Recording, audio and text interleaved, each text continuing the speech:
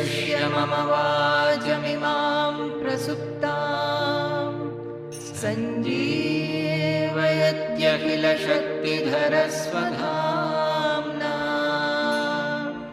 अन्यांश्च हस्तचरणश्रवणत्वगादीन् प्राणान्नमो भगवते पुरुषाय तुभ्यं प्राणान्नमो भगवते पुरुषाय तुभ्यम्. That even if you die in Swadharma, for a warrior it is very true, for a military people also it is very true, for a police also it is true, that in pursuing your own dharma, even if you die, taking to another dharma is bhayavaha. Why? Because you will be completely deviated from your path. He is repeatedly saying that the whatever defect is there in the karma, be it killing people or getting killed or whatever, spying or stealth or anything, if you can do it without sangha and without bhogecha, then you get promoted in spirituality. Why? Because your mind is expanding, it is getting detached, it is getting relieved from all the kalmasha.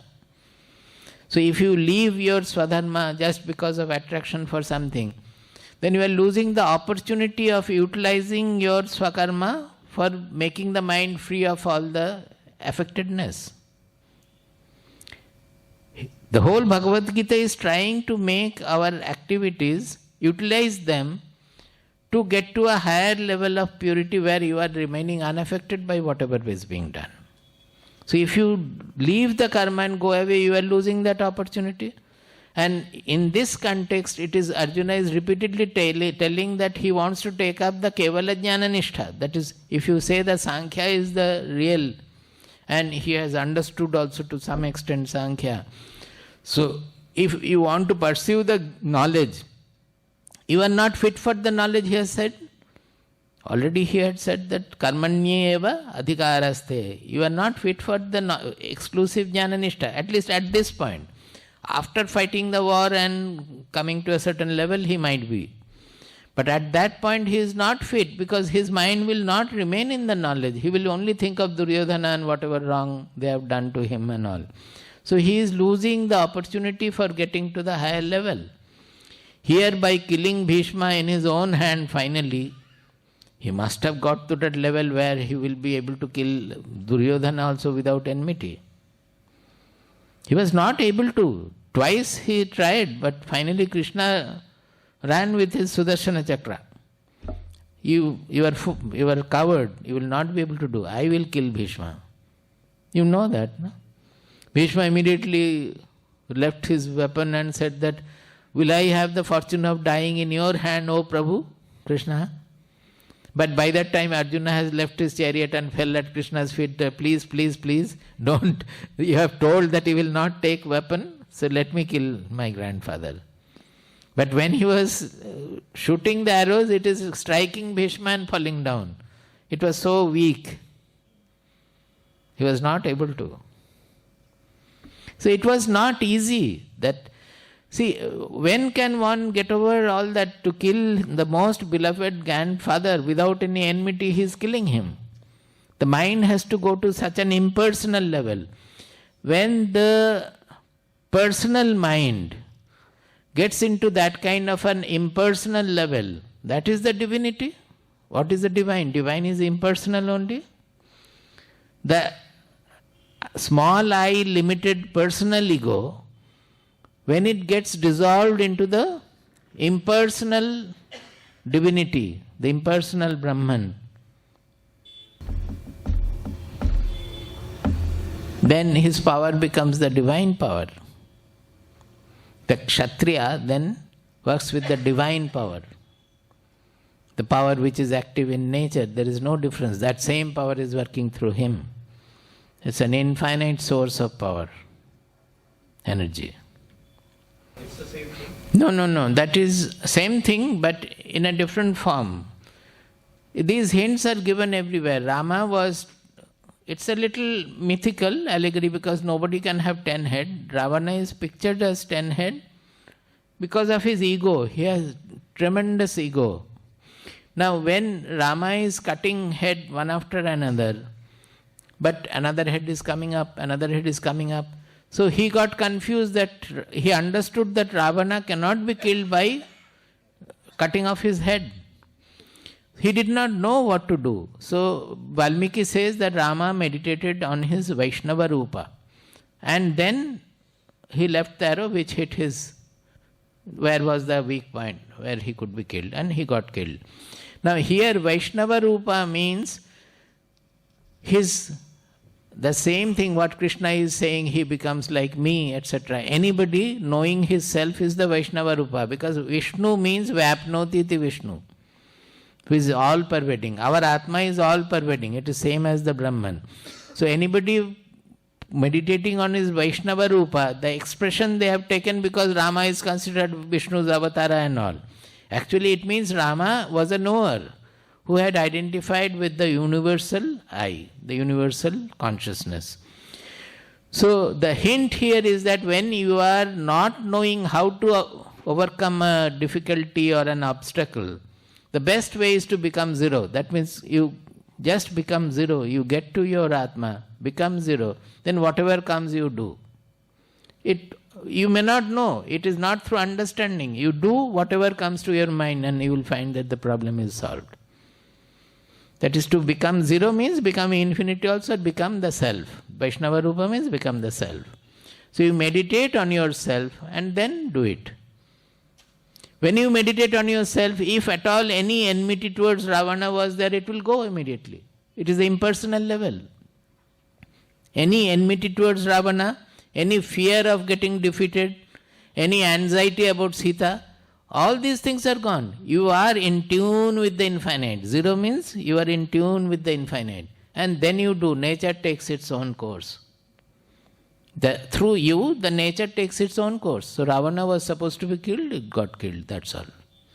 And Rama doesn't take any greatness in that I have killed Ravana. He immediately ran to Ravana and did namaskara and asked for his advice, because Ravana was a great person. Where lies the difference in Iliad Odyssey, after killing, I think it is Achilles, no? The defeated person is tied to the chariot and the body, it's taken around the war field, so the body became a mangled flesh. Who is that? Achilles, no? And here, after killing Ravana, Rama goes to him and asks for his advice. What did he say? He said, Shubhasya Shighram Ashubhasya Kalaharanam. This is a great advice from Ravana. Shubhasya Shighram. If something is auspicious, don't delay it, do it immediately. Ashubhasya Kalaharanam. If you are doing something wrong, hold on. Delay it. Something will happen. So don't do it immediately. That is from Ravana's life. We should not lose track of the whole sadhana that Bhagavad Gita presents. That is why every time I go back and try to relate things, that initially it discovers that man gets bound by their work because they are active by desire motivation. Motivated by desire they act. So naturally the fulfillment they are looking for. That we said that we are born with an insufficiency in us. Right from the beginning there is some lack in us. That is why we want happiness outside. That means we are not happy. When you are born, we are not happy. So something, we have the delusion that one is the insufficiency, another is the delusion that something from the world will make us happy. With that we start working. But as we work and we are not becoming fulfilled, and in many cases it results in opposite and all, so we are getting more and more bound. We are not happy with the world. Bound means what? if you become fulfilled, then you will not look for anything from the world. Is it not so? The basic trouble is lack of fulfillment. That is the abhava bodha. Now, if we become fulfilled, then it doesn't matter what happens to the world at all. You will not look for anything from the world for your joy, because basically we want joy, we want to be fulfilled. So once you become fulfilled, you don't want anything from the world, that means you become free. That anything can happen, we are not dependent on the circumstances. This we have to understand. To do that, they have analyzed, the Bhagavad Gita has analyzed that is desire really necessary or not. And they have come to the conclusion that desire is redundant, it is not necessary. The whole dunya, the whole universe is working without desire. Why? Everything is doing their natural work. Whatever is natural, suppose a red flower, a big flower is blossoming, a dahlia, red dahlia is blossoming as a red dahlia, a small grass flower is blossoming as a white or yellow grass flower. The grass flower doesn't want to become like the big red rose or dahlia or anything like that. So the whole nature, even including animals also, they are functioning without desire. So why in human being it will be necessary? And they discovered that it is really not necessary. Actually, we think that fulfillment of desire is giving us happiness, but actually desire is keeping us unhappy. So when the desire is eliminated, we feel happy. These equations you have to understand very well by ruminating. Then only the nature will be corrected. Our efforts will be different. So, now in that they found that the trouble lies with our two things. One is Sangha, another is Sangha, or you call it Sakta, Asakti, all are same. Another is desire or Raga Dvesha. That means we cling to what we like and we hate or intolerant about what we dislike.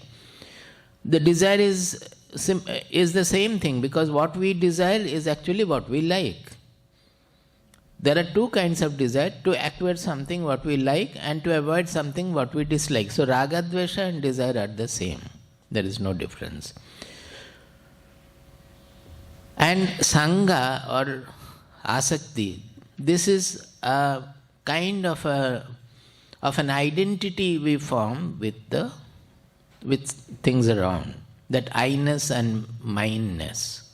Mine-ness and I-ness. We call ego. Now Bhagavad Gita says that Upanishadic Vidya, that is Sankhya Yoga, initially it presented in the 2nd chapter, where by constantly thinking and contemplating on the transcendental soul, universal soul, which is unaffected, which is not limited by any forms, anything at all, if we can contemplate on that, then our mind will also be free of all the smallness, selfishness, raga, dvesha, everything. Because it is universal, it becomes universal. There, the technique, basically the science is, whatever we interact with, there is an exchange of quality. Suppose a ball is standing, another ball comes and hits this ball. Then the standing ball starts moving. That is, energy exchange is taking place. Like that, whatever our mind is interacting with, it's a subtle, mind is subtle, but whatever the mind is interacting with, it takes on the properties of that. So normally, right from birth, we are interacting with the gross objects and raga, dvesha and all. So the mind becomes gross by that. So what we do in Upanishadic Vidya or Kevala Jnana Nishtha is constantly we contemplate on the soul, which is subtler than the subtlest, which has no division, no forms, nothing, no change in it, no causality, it is beyond everything. So when we start thinking about the contemplating on that soul, contemplating of the soul, our mind also becomes like that. This we should understand. Whatever the mind is interacting with, the mind will become like that. So by interacting with the soul, the concept of the soul, our mind becomes the soul. This is the Kevala Jnana Nishtha. Now, what is the difficulty with people? That they are not fit for this Kevala Jnana Nishtha, because it needs concentration, it needs fixity on that, it needs mind to be more or less desireless. That is, the mind should not be disturbed by the worldly actions and things. So only those who are coming away from general worldly activity of earning, living in the family, etc., for them it is a possibility that they can completely devote to that kind of a contemplation, and the mind will become like that. Then if that is so, then this goal will be available to only a few people who are deserving this. What about the rest of the people of the world? There Bhagavad Gita is revolutionary. He says that, Krishna says, or Vedavyasa says that it is available for one and all, provided they want it, and they are ready to transform their mind and intelligence. This is a revolutionary presentation of Bhagavad Gita. That is, the work is not at all a hindrance. For Kevala Jnana Nishtha, work is a hindrance. But for the others, work is hindrance as long as it is desire motivated. The same work, if we do with a different mindset, that work will, our actions will help us to go beyond our smallness, our constrictions, our selfishness, our ragadvesha, likes and dislikes. So, Bhagavad Gita wants to utilize the work to completely transform our mind. So, for that they are saying that it is yoga buddhi. How it is? That buddhi, our intelligence, in meditation or contemplation, what are we doing? We are meditating on the soul. And we want to get into Nirvikalpa Samadhi, we get fused into the soul, fusion or get dissolved into that soul, universal, transcendental soul. Now, when we are active, can we not make that soul itself the objective of our activities also? That is the main idea there. That is, whatever qualities the soul represents, that it is unaffected, it is not constricted at all, it is free, it is all embracing everything, because soul is only one, even not one, it is transcendental. So, in our activities, if we develop this impersonal, if we can incorporate this impersonal dimension of the soul, then as we are acting, we are coming nearer and nearer to the soul. Is it understood? That in our activities also, the moment we are acting, we will find that we will look within and find that I am acting for some selfish gain. So there we have to change our attitude. No, is it to be done? I am not interested in the selfish gain. Is it a work to be done or not? For the benefit of the people or whatever. As it's something to be done by me or not. So immediately what happens? The selfishness is treated. Similarly, when we are doing, always we prefer something and we don't want to do where I have to perhaps work a little hard, and we take the simple one. Just for the preference. There we will look into the mind and see that actually I am slave to my preference and prejudice. Something I don't want to do, something I want to do just because I like. So that has to be corrected, treated. So every action, not only every action, it is to the mind also. Suppose you are not acting, you watch your thoughts. In the thoughts, all the constrictions, smallness, selfishness, preference, prejudice, sangha, everything is coming in the thought. So even we don't really have to act. That yoga buddhi can be applied directly on our mind, in the thinking. And what will they do? They will make the mind, when the yoga buddhi is applied, the mind will become free of its constrictions, free of its bondages. That is how, through karma itself, man can become free. This is called karmaja siddhi. That is, this is the way we have to undertake activities. And as the mind becomes free of its constrictions, then automatically you will be able to get into the meditative samadhi or whatever. It will come automatically. In our parampara, always it is said that dhyan korte hai na re, dhyan hoy. One does not have to meditate. Meditation dawns. When will it dawn? When throughout the day I am keeping in my mind the dimension of the soul, the impersonality of the soul, the unaffectedness of the soul, the universality of the soul. If that is throughout the day in all actions, that remains like a cynosure, like the star. Then when we don't have to do anything, automatically the mind will go towards that. Our problem is throughout the day we are engaging the mind with selfish gain and loss and all that through small objects and objective situations. So the mind is always interacting with the gross things. So when we are sitting for meditation also, the mind is not focused on the soul. It collects all the actions we have done, we had the involvements throughout the day, which we feel a distraction in meditation. That is why during the interactions, during the active period, throughout the day, every moment, we have to be focused on our mind and bring in the soul dimension there. That is the meaning of yoga buddhi or buddhi yukta, we say. That is the buddhi, the intelligence is completely anchored in the dimension of the soul, in our inmost reality.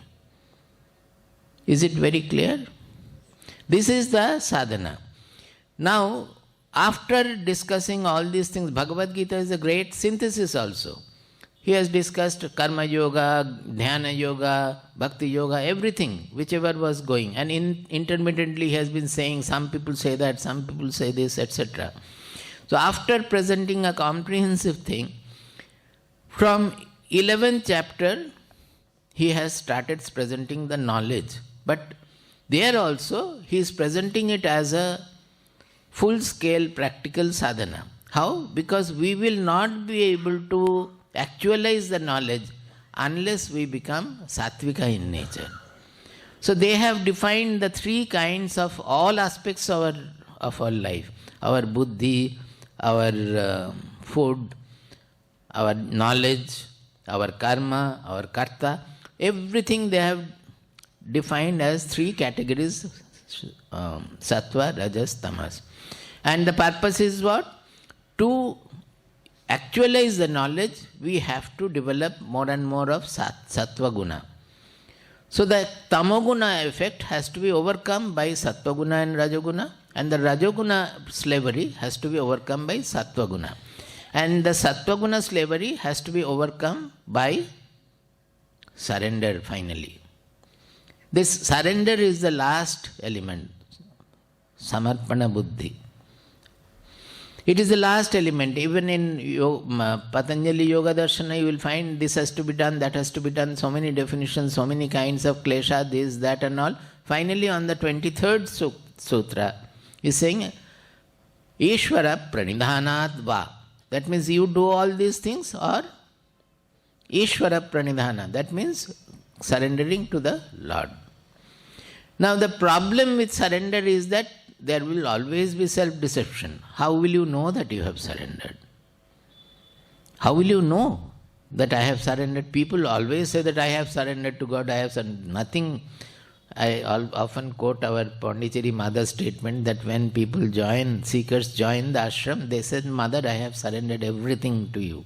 But when they actually start staying, we find that they have surrendered nothing but their common sense. It is true. So surrender means deception actually. I mean, it doesn't mean deception, but we deceive in the name of surrender, deceive ourselves in the name of surrender. So that there are tests of surrender also, that surrender means a feeling of refuge should be there. Ashraya bodha. Ashraya bodha should be in our mind. If you have surrendered to the highest power in the world and beyond the world, then what do you have to fear? What do you have to look for? You should not ask for anything at all. I am always sitting on the lap of the Supreme Lord or the Supreme Reality. Now that too sometimes you may deceive yourself. The test is that surrender means there cannot be any complaint. This is the most practical thumb rule. The moment your mind raises a complaint that I want this, I want that, this is not that, that is not that, it is not surrender. Now, surrender as a pursuit we take, and truly speaking, this surrender does not become fully applied as long as we don't have a guru. Because when we come to a guru, the God comes before us as the guru. That means so far we were surrendering to an invisible God. And God will never speak to you. You will never know. You will say that. Even the shloka I quoted yesterday, Ishwararpitam Nechaya Kritam, Raman Maharshi's. Now, Nechaya Kritam, how will you know that I have done it without any desire? You will deceive yourself. So, until the Guru comes in front, the surrender is not, it doesn't become full. Bhagavad Gita will go to that. That is the last phase of this. We have not yet reached, we may not reach also tomorrow, but I am telling you that this is the last phase where Bhagavan comes down as Krishna before Arjuna, and Krishna directly says that Manmana bhava mad bhakto madhyaji maham namaskuru. That is, God stands before the seeker as the Guru. And there, surrendering means you surrender to the Guru's wish, Guru's will. Whatever the Guru says, you have to do.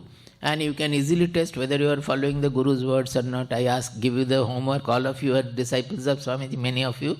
You write down in your notebook how many words of Swamiji you have followed. And how many you have not followed or done against it. Many things you will find that we are doing ulta, the reverse of it also. See, generally we say three kinds of shishyas. What is that? Uttama shishya, the best shishya. For that, Guru doesn't have to say anything. He knows what the Guru wants. Before the Guru asks for water, he will give water. Or before the Guru wants anything, he will know, he will do it. That is the Uttama Shishya. Madhyama Shishya is whenever Guru says anything, he does. And he does it properly. But Guru has to open his mouth. The Adhama Shishya is, even if the Guru says, he doesn't do. That is the Adhama. We have the fourth kind we have added, that is not a Shishya, that is he does the reverse of whatever the Guru says. That is not considered as Shishya.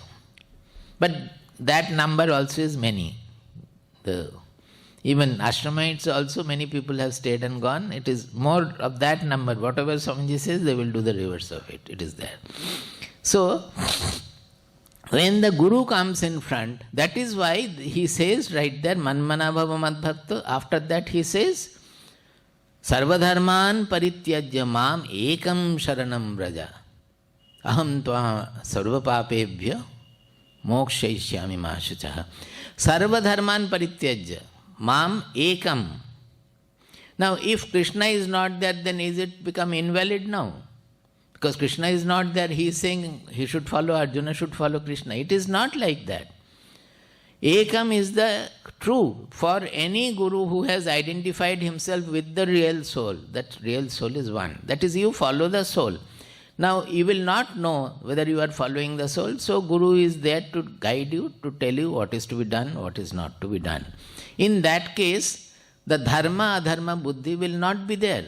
In the first chapter of Bhagavad Gita, Arjuna is preaching Krishna that adharma will take place. Whatever we are going to do, fight the war, that will lead us to great sin. Ahovata mahat papam kattum vyavasitavayam. And many things. So, it is because he has not yet surrendered to the Guru there in the first chapter. And he is quoting dharma, adharma, whatever he knew. But Krishna says no. Now, in this form, after the Bhagavad Gita has been told, you have to do whatever I tell you to do.